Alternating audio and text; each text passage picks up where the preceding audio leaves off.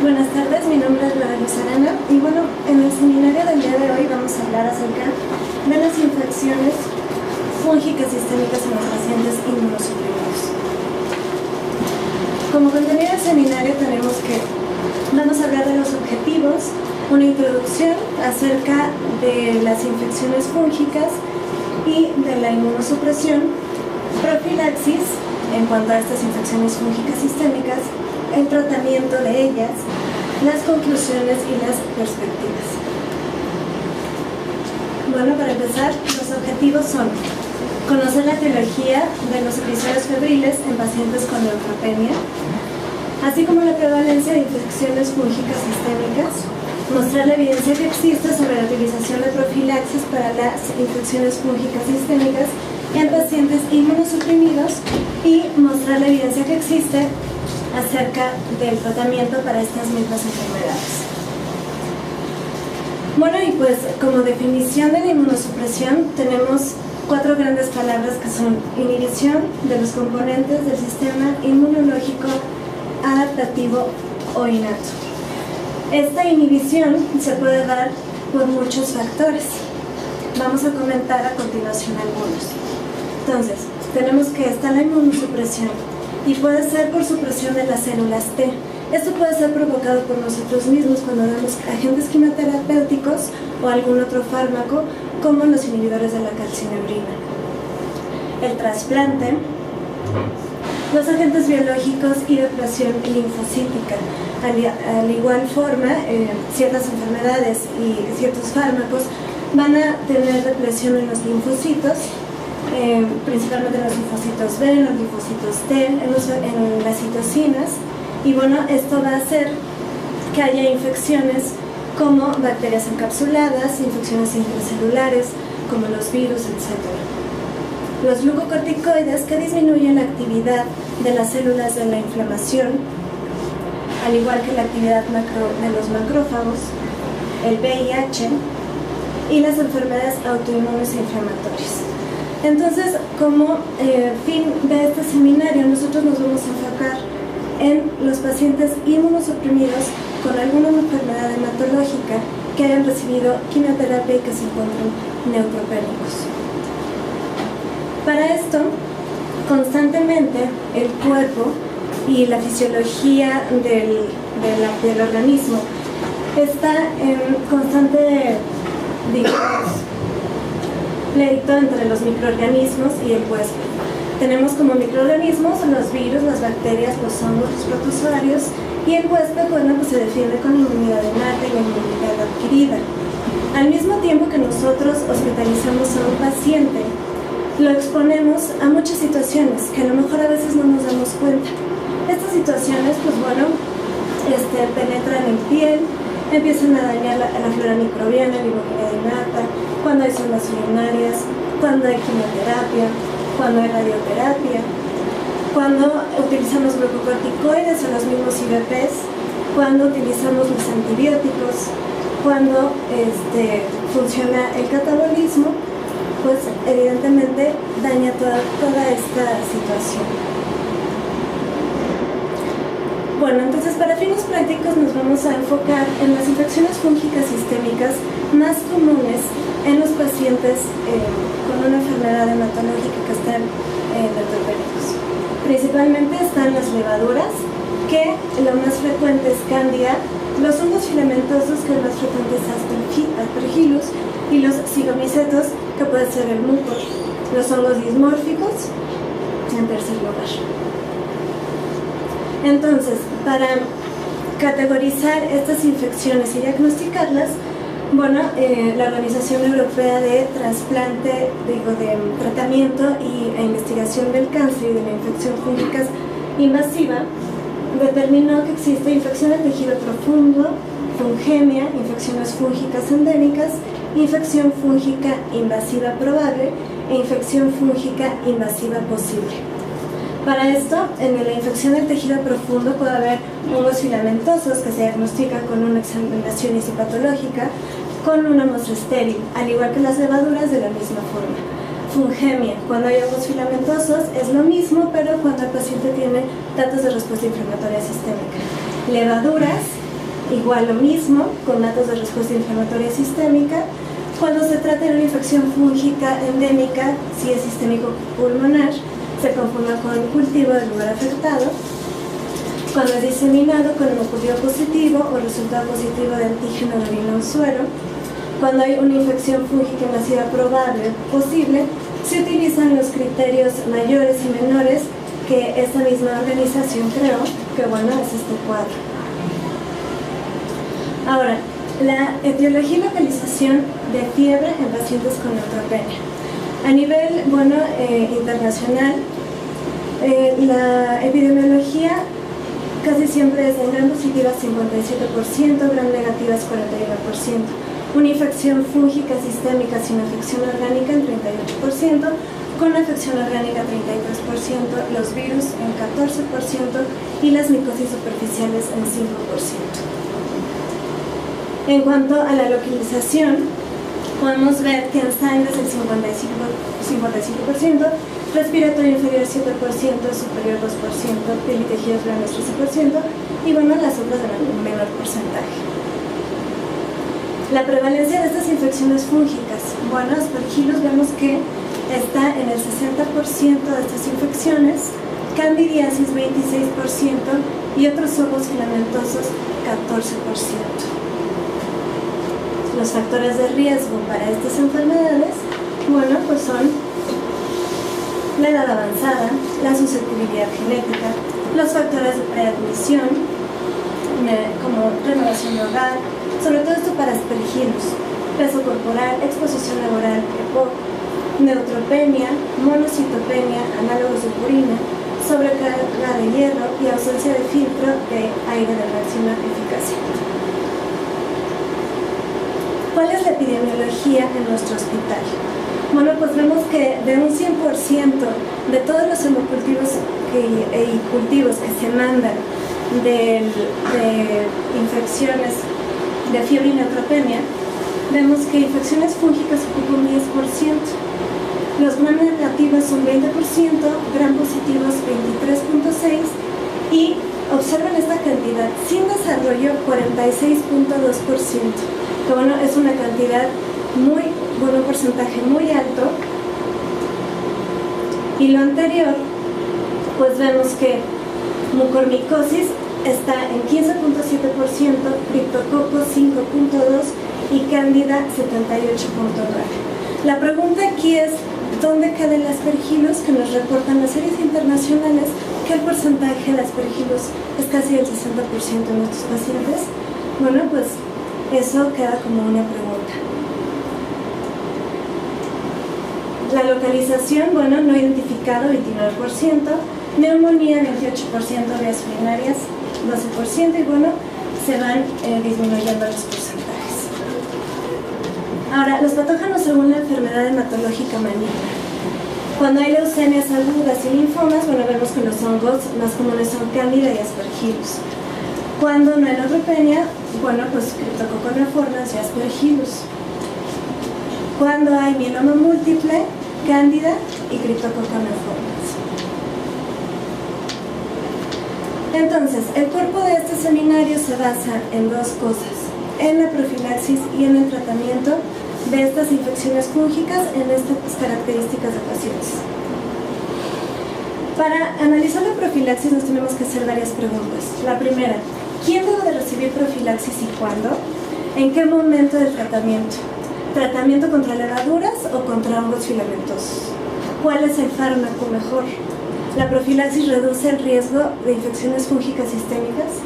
¿La profilaxis reduce todas las causas de mortalidad asociadas a estas infecciones? ¿Es segura y bien tolerada?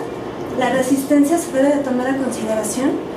Bueno, pues para responder las primeras preguntas, ¿quién debe recibir profilaxis y cuándo?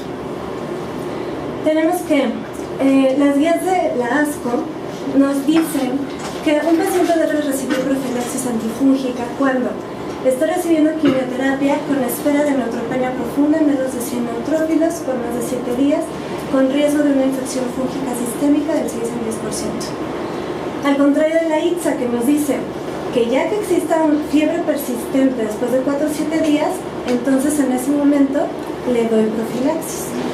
Bueno, los pacientes de alto riesgo los vamos a considerar como el que tiene neutropenia más de 7 días, menos de 100 neutrófilos con una comorbilidad grave, y el de bajo riesgo con una neutropenia menos de 7 días con comorbilidades no graves.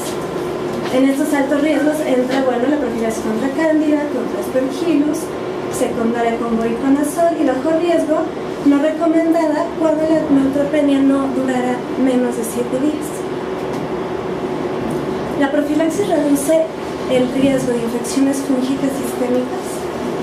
Bueno, para responder a esta pregunta, este estudio se hizo con fluconazol contra placebo y fueron 274 pacientes, de los cuales tenían diagnósticos de leucemia mieloide aguda, linfocítica aguda, con inducción a la remisión o reinducción por primera recaída, con una neutropenia de menos de 500 neutrófilos por más de 7 días. El punto primario fue la falla de fluconazol e inicio de anfotericina B, y el secundario fue infecciones fúngicas superficiales. Tenemos que como el desenlace vemos que fue más significativo los resultados al momento de usar fluconazol que al usar placebo, incluyendo las muertes por infecciones fúngicas sistémicas y en general las infecciones fúngicas sistémicas. En este caso, solo 3 infecciones fueron resistentes a fluconazol, un caso de Candida glabrata, Hongo de Cruzey, y un caso de Aspergillus. Entonces, ¿cuál fármaco es el mejor? La profilaxis es bien tolerada, reduce realmente la mortalidad. Bueno, al tener ya el estudio de que teniendo una profilaxis nos va a beneficiar en salvar al paciente de una infección fúngica, pues se hace este estudio también con itraconazol contra anfotericina B, el cual fue un ensayo clínico aleatorizado doble ciego de 557 pacientes con más de 18 años con leucemia aguda en tratamiento con inducción quimioterapéutica, una neutropenia menos de 500 por más de 14 días, y como ven se inicia aquí el día 1 de quimioterapia, y así todos los estudios que busquemos, todas las comparaciones de antifúngicos se van a iniciar el día 1 de quimioterapia. Ninguno va a iniciar el día 4 o 7 después de que tiene la fiebre, y nada de eso. Entonces, aquí se compara itraconazol con solución oral y anfotericina B. El punto primario, la infección fúngica. Y bueno, vemos en estas características que realmente en cuanto a infección superficial y el total de infecciones fúngicas probadas, fue más significativo itraconazol que anfotericina B. Y en la población con neutropenia profunda, que es menos de 100 neutrófilos, vemos lo mismo. Las infecciones superficiales y el total de infecciones fúngicas son menores en el grupo de itraconazol. Entonces, bueno, pues surge un estudio en donde se compara itraconazol contra fluconazol, y vemos que es un ensayo clínico de 507 pacientes con más de 18 años con diagnóstico de leucemia aguda, con menos de 500 neutrófilos por más de 10 días, y que va a tratar con inducción, consolidación o reinducción. Se comparó itraconazol solución oral contra fluconazol. El punto primario fue la incidencia de infección invasiva por Aspergillus, y el punto secundario, incidencia de infecciones fúngicas sistémicas. Entonces vemos que en esta primera tabla, que son las características de los pacientes que se encontraban con neutrófilos menos de 500 pero más de 100, son prácticamente iguales y ninguna tiene ninguna diferencia significativa. En el grupo de pacientes que tenían menos de 100 neutrófilos vemos exactamente lo mismo, y los únicos efectos adversos registrados fueron náusea, diarrea, vómito, constipación, hipocalemia y dolor abdominal. Y esto fue más prominente en el grupo de itraconazol. Entonces, bueno, al ver que itraconazol y fluconazol se comportan de la misma manera que anfotericina la dejamos en segundo plano, pues surge otro estudio en el cual se compara posaconazol contra itraconazol o fluconazol para este tipo de pacientes. y también fue un ensayo clínico de 900 pacientes con más de 13 años que estaban cursando con neutropenia, expectante menos de 500, que duraran más de 7 días y que también fueran a quimioterapia. El día 1 se inició, como todos los estudios, posaconazol o itraconazol oral. El punto primario, incidencia de las infecciones fúngicas, y el secundario, incidencia de aspergilosis. Entonces, tenemos que de infecciones fúngicas sistémicas comprobadas y tanto aspergilos, pues fue significativamente en el grupo de posaconazol. Al igual que en las tablas podemos observar que la probabilidad de infecciones fúngicas sistémicas comparando los grupos de fluconazol y itraconazol con posaconazol, la P fue significativa. En la probabilidad de muerte, de la misma forma, tenemos una P significativa, y en la probabilidad de infecciones fúngicas sistémicas o muerte, también tenemos una P significativa. Por lo tanto, la resistencia se debe de tomar en consideración. Bueno, este metaanálisis es un tratamiento antifúngico en pacientes con enfermedad hematológica después de quimioterapia o trasplante de médula ósea. También se trató de ensayos clínicos controlados en donde se comparaban los antifúngicos o placebos antifúngicos entre sí, profilaxis para pacientes afebriles con enfermedad hematológica recibiendo quimioterapia o trasplante. Punto primario, mortalidad por cualquier causa. Puntos secundarios, las infecciones fúngicas, la muerte relacionada a hongos.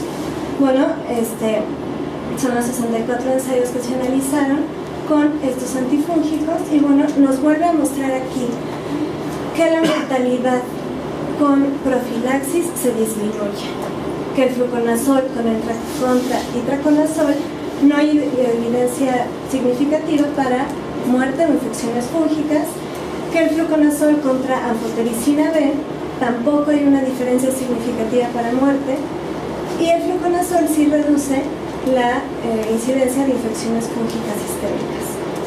Y del último estudio, posaconazol contra fluconazol o itraconazol, la muerte relacionada por infecciones fúngicas sistémicas está claramente disminuida en posaconazol. Entonces, la profilaxis con posaconazol comparada con otros antifúngicos reduce significativamente las infecciones fúngicas sistémicas probables y o confirmadas y la mortalidad relacionada, más no en la muerte por cualquier causa. Entonces, bueno, hasta ahorita ya hemos respondido todas las preguntas. La única que queda sería, ¿qué hago? ¿Pienso también en la resistencia que estos antifúngicos me van a dar? Pues sí. Hasta ahorita está comprobado que se debe de dar el posaconazol solo en pacientes que tengan un alto riesgo de infección fúngica sistémica como aspergilosis, como se los puse en los factores de riesgo del principio. Entonces, el posaconazol también hay que tener en cuenta el costo, la resistencia y prevalencia de hongos infrecuentes, y además que no tiene presentación intravenosa, nada más es presentación oral. Y si un paciente tiene intolerancia a la vía oral, pues no es opción para él. Entonces, según la Conferencia Europea de Información, en el 2013 hizo estos grados de recomendación para la profilaxis para infecciones fúngicas. Recomendó el fluconazol si la incidencia de infección por hongo filamentoso es baja, el itraconazol si la incidencia de infección por hongo filamentoso es baja, el posaconazol si la incidencia de hongo por filamentoso es alta, y la anfotericina B aquí no tiene nada que ver. Para hablar de tratamiento, nos vamos a enfocar a la candidiasis, aspergilosis y mucormicosis, que son los principales hongos que afectan a este tipo de pacientes. Vamos a empezar con candidiasis. ¿Cómo voy a escoger el agente inicial? Bueno, pues vamos a ver la historia de exposición reciente a soles, la prevalencia de diferentes especies de cándida y su susceptibilidad antifúngica en el centro hospitalario, la gravedad de la enfermedad, comorbilidades que incrementen el riesgo de cándidas resistentes a fluconazol, la evidencia de afectación al sistema nervioso central, válvulas cardíacas, ojos y órganos, y la historia de intolerancia a algún antifúngico. Por lo tanto, Esta solo es una tabla para demostrar la sensibilidad, resistencias que existe en cuanto al tipo de cándida y el tipo de antifúngico, que es lo primero que tenemos que tomar en cuenta, ¿no? ¿Qué nos recomienda la ITSA? Bueno, en candidemia en pacientes neutropénicos, las equinocandinas, caspofungina y micafungina A2, anidulafungina 3. La enfermedad menos crítica puede utilizar el fluconazol y para cándida parapsilosis, fluconazol. El tratamiento empírico en pacientes neutropénicos, A1, anfotericina B liposomal, caspofungina o voriconazol, y B1, no usar azoles en pacientes que hayan recibido un azol para profilaxis. Por lo tanto, en este estudio, donde se compara fluconazol con anidulafungina, fue un ensayo clínico doble ciego de no inferioridad de 256 pacientes, más de 16 años con candidemia, en donde se dio anidulafungina contra fluconazol y B. El punto primario, la respuesta global, que era mejoría clínica y mejoría microbiológica, que ya no existieran en los cultivos ni ningún estudio, y el punto secundario, respuesta global al final del tratamiento del estudio. Bueno, el grupo de anidulafungina comparado con fluconazol tuvo una mayor tasa de respuesta, excepto para la cándida parapsilosis. Entonces, las características de la población pues fueron muy similares todas. Anidulafungina, 27 pacientes, fluconazol, 118. En cuanto a la mejoría global, bueno, en el fin del tratamiento IV, fin de todo tratamiento, 2 semanas de seguimiento y 6 semanas de seguimiento. Vemos que con los intervalos de confianza que es mejor anidulafungina en estos 4 rubros que fluconazol. El éxito microbiológico fue de 88% de anidulafungina contra 76.2% de fluconazol con una P significativa. La respuesta cándida de albicans, 95% en anidulafungina contra 81.4% en fluconazol con una P significativa. Y la infección persistente al final del tratamiento, 6.3% con anidulafungina y 14.4% con fluconazol. Sobrevida sin diferencia estadísticamente significativa. Ahí sí la sobrevida. Por lo tanto, ya que vimos que anidulafungina es mejor que el fluconazol para la candidemia, bueno, vemos que comparan micafungina contra anfotericina B liposomal. Este es un ensayo clínico aleatorizado multicéntrico de 537 pacientes, igual mayores de 16 años con candidiasis sistémica, en donde comparan micafungina contra anfotericina B. Punto primario, la tasa de respuesta después del tratamiento. Vemos que en candidiasis invasiva la tasa de mejoría, micafungina 84%, anfotericina 81%, los cultivos se negativizaron a los 3 días en el grupo de micafungina y a los 4 días en el grupo de anfotericina B, esto sin ser significativo. La muerte, la infección fúngica fue la causa en el 13% de micafungina contra 9% de anfotericina B, eso tampoco sin ser significativo. Y vemos que la micafungina no es inferior que anfotericina B como primera línea de tratamiento en la candidemia. Además que anfotericina B tiene más efectos adversos, como daño en la función renal, eventos por infusión y alteración en los electrolitos. Bueno, ahora que se comparó micafungina contra anfotericina B, pues evidentemente se iba a comparar micafungina con caspofungina. Esto se trató de un ensayo doble ciego de intención de tratar de 595 pacientes con mayores de 10 años con candidiasis sistémicas. Micafungina se comparó a 100 miligramos, a 150 miligramos y contra caspofungina.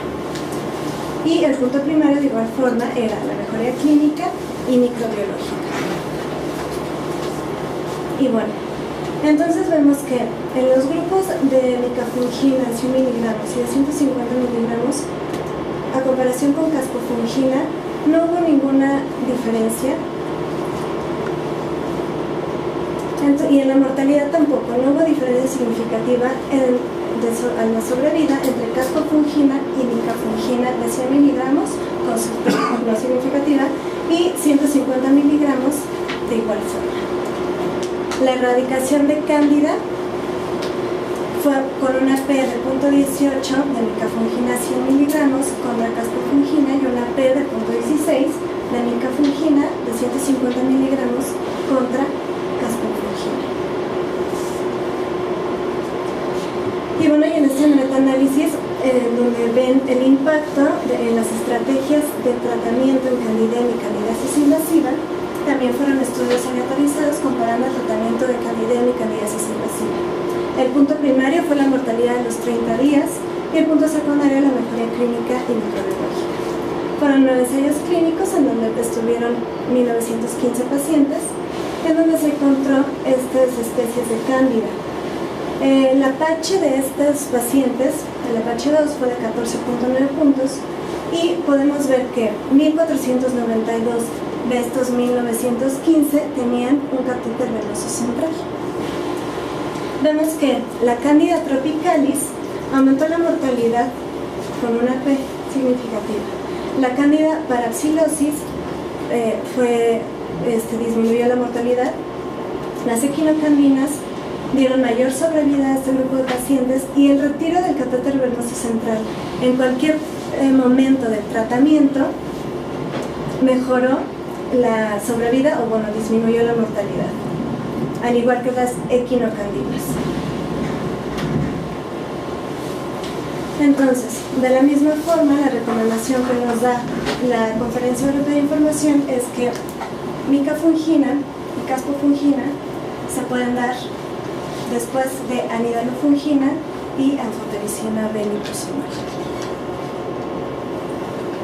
En cuanto a las especies de Candida albicans, vemos que si tenemos Candida albicans o Candida galbrata, vamos a dar equinocandinas, una Candida krusei, también equinocandinas, y aquí está la parapsilosis que vimos en los ensayos clínicos, se da fluconazol y como B2 el retiro del catéter venoso central en pacientes hematológicos, ya que el quitar el catéter disminuye la mortalidad. Para entrar en el tema de aspergilosis, ya que vemos que la ITSA nos recomienda que no es bueno iniciar con anfotericina B, que se debe de iniciar tratamiento con voriconazol por vía oral o IV, y que el tratamiento combinado como primera línea tiene una recomendación de 2. Ya que vimos que el iniciar tratamiento con voriconazol en una aspergilosis invasiva es de elección, al haber tanta mortalidad por esta enfermedad, pues decidieron hacer un estudio en el cual se mezcla voriconazol y anidolafungina. Fueron pacientes con enfermedad hematológica o pacientes que iban a recibir un trasplante de médula ósea con aspergilosis invasiva comprobada o probada. Fueron 277 pacientes que se dividió en voriconazol IV y voriconazol IV más anidolafungina, haciendo el mantenimiento con voriconazol. El punto primario fue la sobrevida global a las 6 semanas y el punto secundario, la respuesta global a las 6 semanas y mortalidad por todas las causas. Las dosis de voriconazol y de anidolafungina aquí están. Y las características de población cuando corroboraban esta infección fue cuando había anticuerpos antigalactomanano en el 80% de la combinación y 77% en pacientes solo con voriconazol. En esta gráfica de población y tensión a tratar, vemos que la combinación y voriconazol no es significativo, sin embargo, en pacientes con intención a tratar con aspergilosis invasiva probable basado en un AGA positivo, la mortalidad a las 6 semanas, que era lo que medía el estudio, pues es mayor solo con voriconazol. Entonces, aquí otra vez volvemos a confirmar que el tratamiento para aspergilosis invasiva solamente hay que manejarlo en primera línea con voriconazol. Entonces, bueno, se vuelve a recomendar voriconazol como grado de recomendación A1, anfotericina B liposomal B1 y voriconazol más anidulafungina C1. En los pacientes con hipormicosis, bueno, nos recomiendan muchas cosas y sin embargo no hay ningún tratamiento que funcione al 100%. Lo más efectivo es que se dé un tratamiento antifúngico, que no retrasemos el diagnóstico, que mejoremos las condiciones de la enfermedad subyacente y la cirugía. Ya como un antifúngico de mayor recomendación dentro de todo el grupo está la anfotericina B liposomal y bueno, ya vemos que hasta el último está terapia combinada y posaconazol. Y en este análisis global de mucormicosis, pues es un estudio retrospectivo, primera línea de tratamiento, en donde se analizaron todos estos antifúngicos. Y pues al final lo que se concluyó fue que el tipo de tratamiento de primera línea no se asocia con la sobrevida. Y bueno, como conclusiones, tenemos que la profilaxis sí reduce el riesgo de infecciones fúngicas sistémicas y sí es bien tolerada. Todo paciente con enfermedad hematológica maligna que reciba quimioterapia de inducción y que se espera que tenga neutropenia grave por más de 7 días, debe de recibir profilaxis para hongos. Indicar fluconazol si el riesgo para hongos filamentosos es bajo. Indicar posaconazol si el riesgo para hongos filamentosos es alto. El posaconazol reduce la mortalidad asociada a infecciones fúngicas sistémicas. Sin embargo, la resistencia se debe de tomar en consideración. El tratamiento de elección para candidiasis es micafungina o caspofungina. Sin embargo, anfotericina B no es inferior. El retiro del catéter venoso central en la candidemia impacta en la mortalidad. El tratamiento de elección para aspergilosis es voriconazol y el tratamiento para mucormicosis es multidisciplinario. Bueno, y las perspectivas: usar profilaxis antifúngica en el paciente que lo merite, buscar aspergilos como causa de fiebre en pacientes con enfermedad hematológica y neutropenia, y disminuir la mortalidad secundaria de infecciones fúngicas sistémicas en pacientes hematológicos que cursan con neutropenia. Gracias. Pregúntenle a su compañero. Yo sí tengo una. El uso del galactomanano, por ejemplo, en pacientes que tenemos aquí con neutropenia y fiebre, la rentabilidad es alta, porque bueno, todos los días lo manejan, pero es algo que poco utilizamos. ¿Qué opinas de eso? Bueno, de hecho así se hace el diagnóstico. Antes de, evidentemente, tomar muestra del tejido, los cultivos, material estéril y todo eso, de una forma rápida, el galactomanano ayuda para hacer el diagnóstico. Sí está recomendada en las guías, tanto de la ITSA, la ASCO y las de la Liga Europea. Y bueno, tiene una alta sensibilidad y especificidad, arriba del 90% aproximadamente. ¿Y cómo es la prueba? ¿Es una prueba rápida? Es una prueba en sangre. No, ¿pero es rápida? Es rápida. Okay. Sí. Deberán vender kits así de... Así Digo, es. porque ustedes lo les va a hacer. Sí, aquí es muy frecuente, ¿no? Que tenemos pacientes con neutropenia y fiebre y no aislamos nada y sigue el paciente con fiebre. En cuanto a eso, las guías también mencionan el uso de caspofungina para estos pacientes con neutropenia y fiebre, que ya es tratamiento con antibiótico, ya tiene banco, pero persiste con fiebre. ¿Tú qué opinas de esa evidencia de dar ya la caspofungina de primera elección o consideras dar mejor fluconazol? Bueno, como lo había mencionado, yo creo que ya mostrando toda la evidencia de todos los artículos, no se debe de esperar a que el paciente esté con fiebre después de 4 o 7 días de tratamiento antibiótico. Se debe de empezar la profilaxis con fluconazol en el momento que se inicia la quimioterapia. Después de eso, vemos y separamos los pacientes con alto riesgo de un hongo filamentoso, que era la edad, inmunosupresión y factores del hogar, exposición, etc. Y los de bajo riesgo. Si yo tengo a mi paciente con alto riesgo, la profilaxis va a ser con posaconazol, no con fluconazol.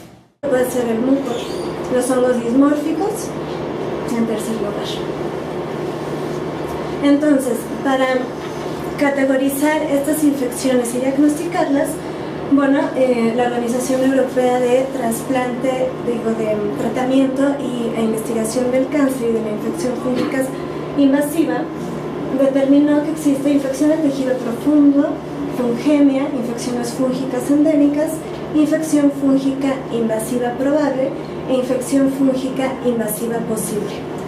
Para esto, en la infección del tejido profundo puede haber hongos filamentosos que se diagnostican con una examinación histopatológica con una muestra estéril, al igual que las levaduras de la misma forma.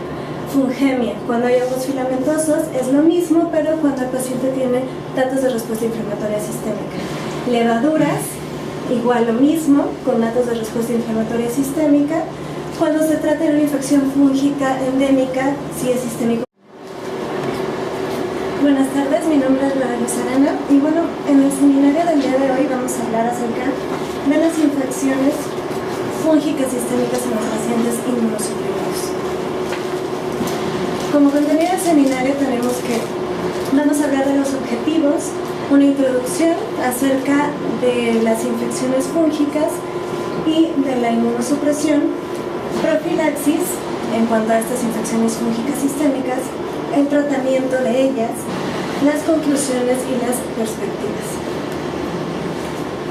Bueno, para empezar, los objetivos son conocer la etiología de los episodios febriles en pacientes con neutropenia, así como la prevalencia de infecciones fúngicas sistémicas, mostrar la evidencia que existe sobre la utilización de profilaxis para las infecciones fúngicas sistémicas en pacientes inmunosuprimidos y mostrar la evidencia que existe acerca del tratamiento para estas, como bacterias encapsuladas, infecciones intracelulares, como los virus, etc. Los glucocorticoides que disminuyen la actividad de las células de la inflamación, al igual que la actividad de los macrófagos, el VIH y las enfermedades autoinmunes e inflamatorias. Entonces, como fin de este seminario, nosotros nos vamos a enfocar en los pacientes inmunosuprimidos con alguna enfermedad hematológica que hayan recibido quimioterapia y que se encuentren neutropénicos. Para esto, constantemente el cuerpo y la fisiología del organismo está en constante, pleito entre los microorganismos y el huésped. Tenemos como microorganismos los virus, las bacterias, los hongos, los protozoarios, y el huésped, bueno, pues se defiende con inmunidad innata y la inmunidad adquirida. Al mismo tiempo que nosotros hospitalizamos a un paciente, lo exponemos a muchas situaciones que a lo mejor a veces no nos damos cuenta. Estas situaciones, pues bueno, penetran en piel, empiezan a dañar la flora microbiana, la inmunidad innata, cuando hay sondas urinarias, cuando hay quimioterapia, cuando hay radioterapia, cuando utilizamos glucocorticoides o los mismos IVPs, cuando utilizamos los antibióticos, cuando funciona el catabolismo, pues evidentemente daña toda esta situación. Bueno, entonces para fines prácticos nos vamos a enfocar en las infecciones fúngicas sistémicas más comunes en los pacientes con una enfermedad hematológica que están neutropénicos. Principalmente están las levaduras, que lo más frecuente es Cándida, los hongos filamentosos, que lo más frecuente es Aspergillus, y los cigomicetos, que son las enfermedades. Bueno, y pues como definición de la inmunosupresión tenemos 4 grandes palabras que son inhibición de los componentes del sistema inmunológico adaptativo o innato. Esta inhibición se puede dar por muchos factores. Vamos a comentar a continuación algunos. Entonces, tenemos que está la inmunosupresión y puede ser por supresión de las células T. Esto puede ser provocado por nosotros mismos cuando damos agentes quimioterapéuticos o algún otro fármaco, como los inhibidores de la calcineurina. El trasplante, los agentes biológicos y depresión linfocítica. Al igual forma, ciertas enfermedades y ciertos fármacos van a tener depresión en los linfocitos, principalmente en los linfocitos B, en los linfocitos T, en las citocinas, y bueno, esto va a hacer que haya infecciones